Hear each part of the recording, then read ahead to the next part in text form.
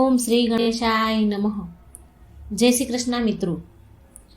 પીપળાને માત્ર એકવાર પાણી ચડાવવાથી શું થાય છે? ભગવાન વિષ્ણુ એ નારદજીને આનું મહત્વ બતાવ્યું, સત્ય બતાવ્યું. મિત્રો, આપણે બધા જ જાણીએ છીએ કે પીપળાના ઝાડની અંદર ભગવાન વિષ્ણુનો વાસ છે, પણ પીપળાના ઝાડમાં પાણી ચડાવવાથી શું થાય છે, એનું મહત્વ કેટલું છે, તો મિત્રો એ આપણને આ એક કથાના માધ્યમથી સાંભળવા મળશે. ભગવાન વિષ્ણુ નારદજીને કહે છે સરસ મજાની એક કથા. તો આ કથા સાંભળવાનું પણ બહુ પુણ્ય છે, માટે પૂરી ધ્યાનથી સાંભળજો, બીજાને સંભળાવજો, વિડીયો લાઈક કરજો, શેર જરૂર કરજો. તો આજે આપણે જાણીશું કે પીપળાના ઝાડને માત્ર એકવાર પાણી ચડાવવાથી શું ફળ મળે છે. તો આજની આ અત્યંત પવિત્ર કથાના માધ્યમથી બતાવીશ કે પીપળાને જળ ચડાવવું એ કેટલું મહત્વપૂર્ણ છે. મિત્રો, દેવર્ષિ નારદ હંમેશા મનુષ્યના જીવજંતુના કલ્યાણ માટે ભગવાનને પ્રશ્ન પૂછે છે અને જ્ઞાન મેળવતા રહે છે અને મનુષ્યને સાચા અને સારા માર્ગે લાવવાનો પ્રયાસ કરે છે. કલ્યાણનું કામ કરે છે દેવર્ષિ નારદ. તો એકવાર દેવર્ષિ નારદ નારાયણનો જાપ કરતા કરતા વૈકુંઠ લોકમાં પધારે છે. વૈકુંઠમાં ભગવાન વિષ્ણુ અત્યંત શોભનીય સુવર્ણ તથા હીરા મોતીથી જડિત સિંહાસન પર બેઠેલા હતા. વૈકુંઠના દ્વાર સંપૂર્ણ સુવર્ણથી બનેલા હોય છે. દેવર્ષિ નારદ વૈકુંઠના દ્વારને પાર કરતા કરતા જ્યાં ભગવાન બેઠા હતા ત્યાં આવી ગયા અને ભગવાન વિષ્ણુને પ્રણામ કર્યા. દેવર્ષિ નારદને જોઈને ભગવાન વિષ્ણુ કહે છે, હે દેવર્ષિ, આવું પધારો, વૈકુંઠમાં તમારું સ્વાગત છે. દેવર્ષિ નારદ ભગવાન વિષ્ણુને વારંવાર પ્રણામ કરી કહે છે, હે પ્રભુ, હે સૃષ્ટિના પાલનહાર, સંસારનું સંચાલન કરનાર જનાર્દન, સમસ્ત ભૂતો પ્રાણીઓમાં તમારો જ વાસ છે. ત્રણેય લોકમાં તમારી માયા પથરાયેલી છે. તમારા શ્રી ચરણોમાં કોટી કોટી નમન. ભગવાન વિષ્ણુ હસીને બોલ્યા, હે દેવર્ષિ, આજે તમે દુવિધામાં હો એવું મને કેમ લાગે છે? જરૂર તમારા મનમાં કોઈ ઉત્પન્ન થયા છે પ્રશ્ન. જરૂર આજે તમે કોઈ સમાચાર લઈને આવ્યા છો. દેવર્ષિ નારદ બોલ્યા, હે પ્રભુ, તમે તો સર્વજ્ઞાતા છો, ત્રણેય લોકમાં વાસ કરનાર છો, તમારાથી કંઈ છુપાયેલું નથી. પ્રભુ, હું વૈકુંઠમાં શું કામ આવ્યો છું એ પણ તમે ભલી ભાંતિ સારી રીતે જાણો છો અને એ પણ જાણો છો કે હું કયા કારણથી ચિંતામાં છું. ભગવાન વિષ્ણુ બોલ્યા, હે દેવર્ષિ, હું જાણું છું કે તમે ચિંતામાં કેમ છો અને તમારી આ અવસ્થા હું સમજું છું. આજે તમે જે શંકાને દૂર કરવા આવ્યા છો તે સમસ્ત માનવ જાતિના કલ્યાણ માટે છે, માટે તમે નિસંકોચ થઈને પૂછો.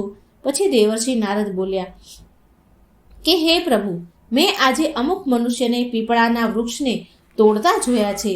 તે વૃક્ષ બહુ પીડામાં હતા અને મનુષ્ય કંઈ વિચાર કર્યા વગર જ તે ઝાડને જોર જોરથી તોડી રહ્યા હતા. અને પીપળાના ઝાડમાં તમારો જ વાસ છે. તમે જ કહ્યું છે કે વૃક્ષમાં હું અસ્વસ્થ જ છું. તો એ પણ જાણવા માંગુ છું કે પીપળાના વૃક્ષને જળ દેવાથી મનુષ્યને કયું ફળ મળે છે? પીપળાને પાણી ક્યારે ચડાવવું જોઈએ? કયા દિવસે એની પૂજા કરવી જોઈએ? ભગવાન વિષ્ણુ બોલ્યા, હે નારદ, તમે અન્ય સત્ય કહ્યું છે. વૃક્ષોમાં હું પીપળો છું. પીપળાના વૃક્ષમાં મારો જ વાસ છે. પીપળાનું મહત્વ બતાવ્યા પહેલાં હું તમને એક પૌરાણિક કથા સંભળાવું છું. આ કથાના માધ્યમથી તમારું મન શાંત થઈ જશે અને તમારા ઉત્તર પણ તમને સારી રીતે મળી જશે.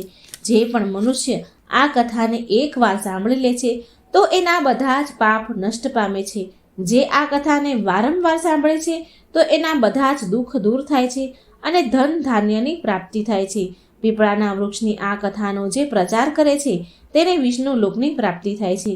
નારદજી બોલ્યા, હે પ્રભુ, હવે મને આ કથા સાંભળવાની બહુ ઈચ્છા છે.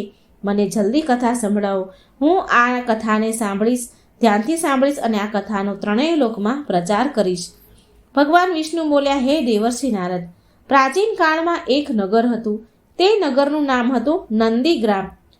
તે નગરમાં પુષ્કર નામનો એક શ્રેષ્ઠ બ્રાહ્મણ રહેતો હતો. તે સદાય ધર્મના અનુષ્ઠાનમાં જ રહેતો હતો. તે બધા જ પશુ પક્ષીઓની સેવા કરવા વાળો માણસ હતો. તેના આશ્રમમાં એક પ્રાચીન પીપળાનું ઝાડ હતું. તેની એ નિત્ય પૂજા કરતો હતો. રોજ એ પીપળાના વૃક્ષને પાણી ચડાવે. એકાદશીનું વ્રત કરીને પીપળાને પાણી ચડાવીને એની પ્રદક્ષિણા કરતો હતો. બહાર ક્યાંય જવાનું થાય તો તે રોજ પીપળાના ઝાડને નમસ્કાર કરતો અને આ પ્રકારે એ બ્રાહ્મણ તે પીપળાના વૃક્ષની પૂજા કરીને બહુ બધું પુણ્ય એને અર્જિત કર્યું હતું. પછી એક દિવસ એક ભયાનક રાક્ષસ તે પુષ્કર બ્રાહ્મણના આશ્રમમાં પહોંચ્યો અને આમ તેમ જોવા લાગ્યો. તે બ્રાહ્મણ તેની કુટિયામાંથી પુષ્કર નામનો બ્રાહ્મણ બહાર નીકળે છે. જોવે છે કે એક ભીમકાય વિશાલકાય શરીર ધારણ કરેલો એક રાક્ષસ ત્યાં ઊભો છે. જેવો જ એ રાક્ષસ તે બ્રાહ્મણને જુએ છે તો કહે છે કે વાહ, આજે તો બહુ જ સુંદર અને તાજું માંસ ખાવા મળશે. આ બ્રાહ્મણ તો બહુ જવાન, સુંદર અને ગુણવાન દેખાય છે. હું આને હમણાં જ ચાવી જાઉં.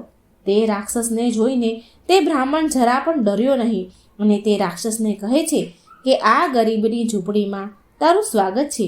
તું બહુ જ ભૂખ્યો હોય એવું મને લાગે છે, તો મને તારે ભોજનમાં શું ખાવું છે?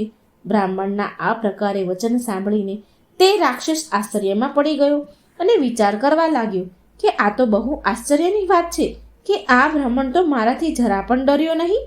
આ જરૂર કોઈ મોટો તપસ્વી હોય એવું લાગે છે. તો આમ વિચારી એ રાક્ષસ કહે છે કે તમે કોણ છો મહાત્મા, અને તમે આ વનમાં કેમ રહો છો? તમને મને જોઈને જરા પણ ડર ન લાગ્યો? ત્યારે એ બ્રાહ્મણ બોલ્યો, હે રાક્ષસ, હું ભગવાનનો ભક્ત છું. મને આ સંસારમાં કોઈ પણ પ્રકારનો ડર નથી. માટે તું કહે મને કે તને શું જોઈએ છે. તારી જે પણ ઈચ્છા હોય એ પૂરી કરવામાં આવશે. આવો અને આ વૃક્ષ નીચે આસન ગ્રહણ કરો. ત્યારે એ રાક્ષસ પીપળાના ઝાડ નીચે બેસે છે. જેવો તે બેસે છે તેવું તેનું શરીર બળવા લાગે છે અને તરત જ એનું મૃત્યુ થઈ જાય છે અને એક દિવ્ય મનુષ્ય તે રાક્ષસના શરીરમાંથી બહાર નીકળે છે. એ મનુષ્યને રાક્ષસની યોનિમાંથી મુક્તિ મળી. તે મનુષ્ય બહુ પ્રસન્ન થયો અને બ્રાહ્મણને કહે છે કે હે બ્રાહ્મણ દેવતા, આ કેવો ચમત્કાર છે! આ કયું વૃક્ષ છે જેના નીચે બેસવાથી મને મુક્તિ મળી ગઈ? ત્યારે એ બ્રાહ્મણ બોલ્યા, હે મહાત્મા, આ પીપળાનું ઝાડ છે. આ સાક્ષાત ભગવાન વિષ્ણુનું જ સ્વરૂપ છે. આ બધા જ પાપોનો નાશ કરનારું છે. આ વૃક્ષના સાનિધ્યમાં આવવાથી તારા બધા જ પાપ નષ્ટ થઈ ગયા છે. પછી એ દિવ્ય મનુષ્ય સ્વર્ગમાં જાય છે. પછી એક દિવસ યમરાજા તેના દૂતોને બોલાવે છે અને કહે છે કે દૂતો, તમે જાઓ અને નંદીગ્રામ નામના નગરમાં જઈ પુષ્કર નામના બ્રાહ્મણને પકડીને અહીં લઈ આવો. યમરાજાનો આદેશ મેળવીને એ દૂતો યમલોક પરથી ધરતી પર આવે છે અને એ બ્રાહ્મણને પુષ્કર નામના બ્રાહ્મણને જીવતા જ પકડીને, મર્ત્યા તો નથી પણ જીવતા જ પકડીને યમલોકમાં લઈ જાય છે. રસ્તામાં એ મહાત્મા બ્રાહ્મણ પુષ્કર બ્રાહ્મણ કહે છે કે હે યમદૂતો, તમે મને ક્યાં લઈ જાઓ છો? આ શું કરી રહ્યા છો? મારું તો હજી મૃત્યુ પણ નથી થયું અને તમે મને પકડીને યમલોકમાં કેમ લઈ જઈ રહ્યા છો? આ સાંભળી તે યમદૂતો બોલે, અરે બ્રાહ્મણ, તું ચૂપચાપ અમારી સાથે ચાલ અને તારી જાતે જોઈ લે. યમરાજાએ તને લઈ આવવાનો આદેશ આપ્યો છે. ખબર નહીં એવો કયો ભયંકર અપરાધ કર્યો છે તે? એ તો અમે પણ જાણવા માંગીએ છીએ કે તે કયું પાપ કર્યું છે કે જેથી જીવતા તને યમરાજે લઈ જવાનું કહ્યું. પછી એ બ્રાહ્મણ કંઈ બોલ્યો નહીં. શાંત થઈને એ યમદૂતો સાથે યમલોકમાં જવા લાગ્યો. યમના દૂતોને પણ બહુ મોટો આશ્ચર્ય થાય છે કે આ બ્રાહ્મણ ના ડર્યો. યમદૂતોથી તો સારા લોકો ડરી જાય છે. યમદૂતોને જોઈને વિલાપ કરવા લાગે છે અને આ દુઃખી ન થયો? આપણે જે પણ પ્રાણી જીવ લઈને આપણે યમલોકમાં આવીએ છીએ તો જોરથી વિલાપ કરે અને પછી એ યમના દૂતો બ્રાહ્મણને લઈને યમરાજા પાસે આવે છે. જેવા જ યમરાજા એ બ્રાહ્મણને જુએ છે તો ભયભીત થઈ ગયા અને એમના દૂતોને કહે છે, અરે દૂતો, તમે આ શું કર્યું? તમે કોને ઉઠાવીને લઈ આવ્યા છો? મેં તો તમને બીજા પુષ્કર નામના વ્યક્તિને લાવવા માટે કહ્યું હતું, જેની મૃત્યુ થઈ ગયું છે. તમે બહુ મોટી ભૂલ કરી છે. આ મહાત્માને ઉઠાવીને લઈ આવ્યા છો યમલોકમાં. આ બ્રાહ્મણ દેવનું સ્થાન અહીંયા નથી. ભગવાન વિષ્ણુની પૂજા કરવાવાળા, પીપળાની પૂજા કરનારા આ મહાત્માને તેમની ઈચ્છા વિના અહીં ન ઉઠાવી લાવવા જોઈએ. તમે ઘોર પાપ કર્યું છે. ત્યારે એ યમના દૂતો કહે છે કે હે ધર્મરાજા, અમને તો અમને ક્ષમા કરો, અમારાથી ભૂલ થઈ ગઈ છે. યમદૂતોએ બ્રાહ્મણથી ક્ષમા માંગી અને એ કહ્યું છે કે એ બ્રાહ્મણ અમને ક્ષમા કરો, અને બ્રાહ્મણ પછી એને ક્ષમા કરે છે. યમરાજાએ બ્રાહ્મણને કહ્યું કે હે બ્રાહ્મણ દેવતા, તમારી પત્ની અને પુત્ર બહુ દુઃખી અને વ્યાકુળ થઈ વિલાપ કરી રહ્યા છે, રડી રહ્યા છે. કૃપા કરી તમે પાછા તમારા ઘરે ચાલ્યા જાઓ. મારા દૂતોની ભૂલ માટે હું તમારી માફી માંગુ છું. કૃપા કરી તમે તમારા ઘરે પાછા ચાલ્યા જાઓ. પછી એ બ્રાહ્મણ બોલ્યા, હે ધર્મરાજા, તમને પ્રણામ છે, નમસ્કાર છે. આ દૂતોથી જે ભૂલ થઈ એના માટે હું તો એમનો આભારી છું. એની ભૂલના કારણે મારા જીવતા હોવા છતાં પણ તમારા દર્શન કરવાનું મને સૌભાગ્ય પ્રાપ્ત થયું. આવું સૌભાગ્ય કોને મળે? હે ધર્મરાજ, મારી તમને એક વિનંતી છે. મારે સંપૂર્ણ નરકોના દર્શન કરવા છે, જ્યાં પાપી મનુષ્યને કષ્ટ ભોગવવા પડે છે. બ્રાહ્મણની વાત સાંભળી યમરાજા પ્રસન્ન થયા અને કહે છે, હે બ્રાહ્મણ દેવતા, સારું, જેવી તમારી ઈચ્છા. જો તમારી આ ઈચ્છા છે તો તમારી ઈચ્છા જરૂર પૂરી કરીશ. પછી યમરાજા એ બ્રાહ્મણને સમસ્ત નરકોના દર્શન કરવા માટે લઈ જાય છે. એ પુષ્કર બ્રાહ્મણે જોયું કે પાપી જીવ નરકમાં પડીને પીડા ભોગવી રહ્યા છે. કોઈ સૂળી ઉપર ચડેલા છે, કોઈ પ્રાણીને હિંસક પશુ ખાઈ રહ્યા છે, તો કોઈ ગરમ અગ્નિમાં ચાલી રહ્યા છે અને વિલાપ કરી રહ્યા છે. અમુક પાપીને કીડા ખાઈ રહ્યા છે, તો અમુક પાપીને ઉકળતા તેલમાં નાખ્યા છે. અમુક પાપીને યમના દૂતો ભયંકર પીડા આપી રહ્યા છે, શસ્ત્રો અસ્ત્રોથી પ્રહાર કરી રહ્યા છે. અમુક પાપીઓ અત્યંત ઠંડુ બરફની જગ્યામાં પીડા સહન કરી રહ્યા છે. આ આત્માઓને દુઃખ અને યાતનાને ભોગવતા જોઈને પુષ્કર બ્રાહ્મણને પણ બહુ દુઃખ થયું. તે પીડા ભોગવી રહેલા જીવો બ્રાહ્મણને કહે છે કે તમે લોકોએ પૃથ્વી પર રહીને કોઈ પણ પુણ્યનું કામ નથી કર્યું, માટે તમને અહીં નરકમાં આવીને પીડા ભોગવી પડી છે. નરકમાં ભોગવી રહેલા એ જીવોએ બ્રાહ્મણને કહ્યું કે હે બ્રાહ્મણ દેવ, અમે પાપીઓએ પૃથ્વી પર કોઈ પણ પ્રકારનું પુણ્ય નથી કર્યું. આ કારણથી નરકમાં પડીને સજા ભોગવી રહ્યા છીએ અને બીજાના ઘરોમાં ચોરી કરી છે, નિષ્પાપ પશુની હત્યા કરી છે, પર સ્ત્રી પુરુષ સાથે સંબંધ બનાવ્યા છે, બીજા પર ખોટા આરોપ લગાવ્યા છે, અતિથિઓના અનાદાર કર્યા છે, વ્યાભિચાર કર્યા છે, અને આવા અનેક પાપોના કારણે અમે બધા નરકની અગ્નિમાં પીડા ભોગવી રહ્યા છીએ, યાતના ભોગવી રહ્યા છીએ, અને દાન ધર્મ કરનારા લોકોને લૂંટ્યા છે, અને ક્યારેય વ્રત અનુષ્ઠાન નથી કર્યા, અને અમારી સ્ત્રીઓનો ત્યાગ કર્યો છે. અમે અમારા મિત્રો સાથે દગો કર્યો છે તથા ખોટા સબૂત આપી અને અનેક નિષ્પાપને નિર્દોષ લોકોને ફસાવ્યા છે. આવા બધા ઘોર પાપના કારણે નરકમાં સજા ભોગવી રહ્યા છીએ અમે. પછી તે બ્રાહ્મણ દેવ બોલ્યા કે તમે ક્યારેય ભગવાન વિષ્ણુનું એક પણ વાર નામ કે પૂજન નથી લીધું, માટે તમારે આવી ભયાનક દશા થઈ છે. જે મનુષ્ય પૃથ્વી લોક પર રહીને ભગવાન વિષ્ણુનું પૂજન કરે છે તો તેની આવી દુર્ગતિ ક્યારેય નથી થતી, તેને મોક્ષ મળી જાય છે. તમે લોકોએ ક્યારેય શ્રી હરિના ચરણોમાં માથું નથી ઝુકાવ્યું, માટે આના કારણે તમને નરકમાં સડવું પડે છે. તમે ક્યારેય પીપળાના વૃક્ષને જળ નથી ચડાવ્યું. પીપળાને જળ ચડાવવાથી જન્મ જન્મના પાપ નષ્ટ થઈ જાય છે. પછી એ નરકમાં પડેલા જીવ કહે છે, હે બ્રાહ્મણ દેવ, અમારું અંતકરણ અપવિત્ર છે. અમે અમારા પાપોને ભોગવી રહ્યા છીએ. નરકની અગ્નિથી અમારું શરીર બળી રહ્યું હતું, પરંતુ જે હવા તમારા શરીરને સ્પર્શ કરીને અમારી તરફ આવી રહી છે એ હવા અમને આનંદ પ્રદાન કરી રહી છે. અમારા કષ્ટ, અમારી પીડા ઓછી થવા લાગી છે. નરકની અગ્નિથી અમને પીડા નથી થઈ રહી હવે. હે ધર્માત્મા, તમે થોડી વાર સુધી અહીં ઊભા રહો, જેનાથી અમને થોડી ક્ષણ માટે તો સુખ મળી શકે. અમે કેટલાય વર્ષોથી નિરંતર પીડા ભોગવી રહ્યા છીએ. અમારું અંગ અંગ બળી રહ્યું હતું. હે બ્રાહ્મણ દેવતા, તમારા દર્શન કરવા માત્રથી અમને સંતોષ થઈ રહ્યો છે. કૃપા કરી તમે અમારા જેવા પાપીઓ પર થોડી દયા કરો, થોડી વાર રહી જાઓ.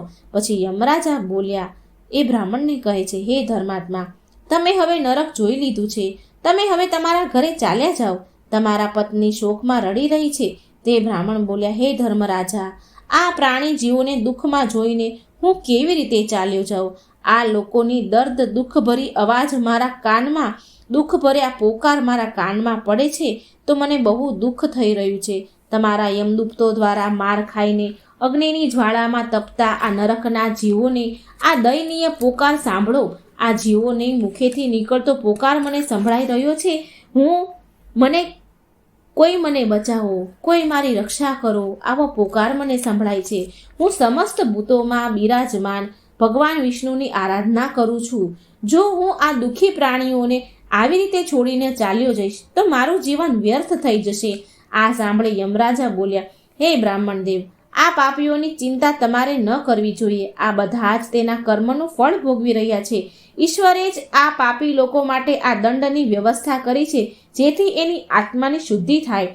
તમે આ પાપીઓ માટે કંઈ પણ ન કરી શકો. આ લોકોને નરકની સજા ભોગવવી જ પડશે. આ સાંભળ્યા છતાં પણ તે બ્રાહ્મણ દેવતા માન્યા નહીં અને એણે નરકના જીવોને મુક્તિ દેવા માટે ભગવાન વિષ્ણુને પ્રાર્થના કરવાની શરૂ કરી. એ બ્રાહ્મણ ભગવાન વિષ્ણુને પ્રાર્થના કહેવા લાગ્યા કે હે પ્રભુ, મેં મારા સાચા મનથી તમારી આરાધના કરી છે. હરેક ક્ષણ તમારું જ નામ લીધું છે. મેં મારું સંપૂર્ણ જીવન માત્ર તમારી ભક્તિમાં જ સમર્પણ કર્યું છે. હું મારું બધું જ પુણ્ય આ પાપી આત્માઓને આપી દઉં છું. તમે આને પીડાથી મુક્ત કરો. આ બધાને નરકની યાતનાથી મુક્ત કરો. હે કૃષ્ણ, હે જગન્નાથ, હે વિષ્ણુ, આ નરકમાં પડેલા યાતના ભોગવી રહેલા જીવોની રક્ષા કરો. પુષ્કર બ્રાહ્મણનું આટલું જ કહીને પ્રાર્થના કરતાની સાથે તે નરકના જીવોને તરત જ પીડામાંથી મુક્તિ મળી ગઈ અને બધા જ જીવો નરકને છોડીને સ્વર્ગમાં જવા લાગ્યા. બધા જ નરકના જીવો કહેવા લાગ્યા કે હે બ્રાહ્મણ દેવ, તમારી સદાય જય થાઓ. તમારી કૃપાથી અમારા જેવા પાપીઓની મુક્તિ થઈ છે. આ પ્રકારે ગુણ ગાતા ગાતા તે બધા જ નરકના જીવો સ્વર્ગમાં ગયા. પણ એમાંથી હજી પણ અમુક જીવો તે નરકમાં પીડા ભોગવી રહ્યા હતા.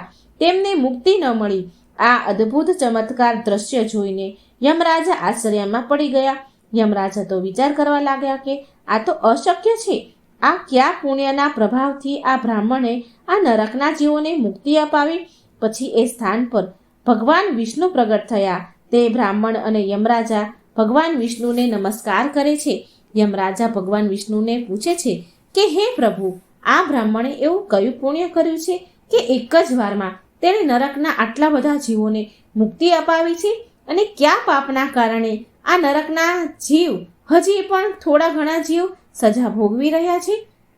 ત્યારે ભગવાન વિષ્ણુ બોલ્યા, હે ધર્મરાજા, આ બ્રાહ્મણે પીપળાના વૃક્ષને નિત્ય જળ આપ્યું છે. તે વૃક્ષનું પૂજન કર્યું છે. આ કારણથી આ એટલો મોટો પુણ્ય આત્મા બની ગયો છે કે તે નરકના જીવોનો મુક્તિ અપાવવાનું સામર્થ્ય એની અંદર આવી ગયું છે. આજે જીવ હજી પણ જે નરકમાં પીડા ભોગવી રહ્યા છે એ મનુષ્યએ તેના પૂર્વજન્મમાં પીપળાના વૃક્ષને કાપ્યા છે, તોડ્યા છે અને એ કારણથી એની મુક્તિ નથી થઈ રહી. જે મનુષ્ય પીપળાને માત્ર જળ આપે છે તે ક્યારેય નરકમાં નથી જતો. એની અંદર એટલું સામર્થ્ય આવી જાય છે કે તે અન્ય પાપીઓને પણ એના પાપ નષ્ટ કરી દે છે. તેના સાનિધ્યમાં આવવાવાળા ઘોર પાપી પણ પાપથી મુક્ત થઈ જાય છે. આટલું કહીને ભગવાન વિષ્ણુ ત્યાંથી અંતર્ધ્યાન થઈ ગયા. પછી યમરાજાએ બ્રાહ્મણને વરદાન આપતા કહ્યું કે હે મહાત્મા, તમે ધન્ય છો. તમે પૃથ્વી પર સદા નિવાસ કરો. તમને મારાથી ક્યારેય ભય નહીં રહે. જે પણ મનુષ્ય તમારા સાનિધ્યમાં રહેશે તેને પણ ક્યારેય નરકની પ્રાપ્તિ નહીં થાય. તેનું ક્યારેય અકાળ મૃત્યુ નહીં થાય. આ પ્રકારે યમરાજાએ એ પુષ્કર બ્રાહ્મણને વરદાન આપ્યું અને બ્રાહ્મણે યમરાજાને નમસ્કાર કર્યા અને પૃથ્વી પર પાછા આવી ગયા અને પહેલાંની જેમ નિત્ય ભગવાન વિષ્ણુનું પૂજન કરવા લાગ્યા અને પીપળાને પાણી ચડાવવા લાગ્યા. ભગવાન વિષ્ણુ નારદજીને કહે છે કે હે નારદ, આ પ્રકારે મેં તમને પીપળાના વૃક્ષને જળ ચડાવવાની કથા સંભળાવી દીધી. જે પણ મનુષ્ય પુષ્કર બ્રાહ્મણની જેમ આ કથા સાંભળશે તેના સમસ્ત પાપોનો નાશ થશે. તો મિત્રો, આવી રીતે ભગવાન વિષ્ણુએ તેમના મુખેથી પીપળાના વૃક્ષનો મહિમા, એનું મહત્વ સમજાવ્યું. પીપળાના વૃક્ષને પાણી રેડવાનું મહત્વ સમજાવ્યું. તમે પણ પીપળાને પાણી જરૂર ચડાવજો.